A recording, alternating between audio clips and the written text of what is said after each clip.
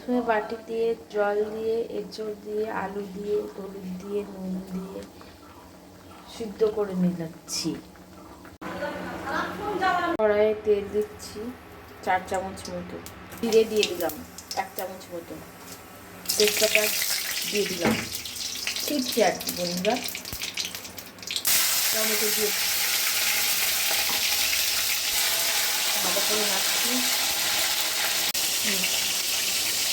পেঁয়াজ, দারচিনি, লবঙ্গ দিয়ে দিলাম,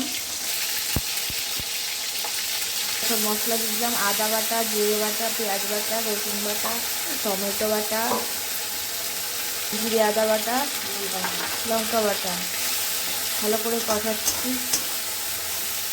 স্বাদ মতো হলুদ, স্বাদ মতো নুন, 1 চামচ কি 2 চামচ মতো চিনি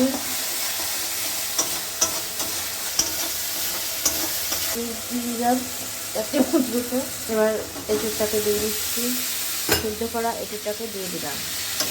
এবার এটাকে মশলার সাথে ভালো করে মেশাবো।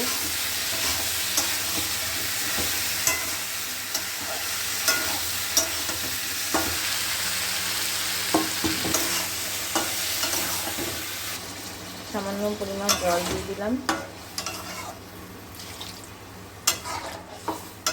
তোমরা চাইলে 1 থেকে 1.5 কাপ মতো জল দিতে পারো, আমি বাটি দিয়ে দিয়েছি। এটাকে আর একটু মশলার সাথে সিদ্ধ হতে দেবো। আর সিদ্ধটা হয়ে এসেছে এঁচড়ের তরকারি। এবার আমরা একটা বাটিতে দিয়ে নেবো।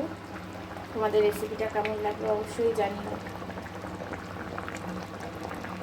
দিয়ে একটা বাটিতে এঁচড়ের তরকারিটি নামিয়ে নিলাম।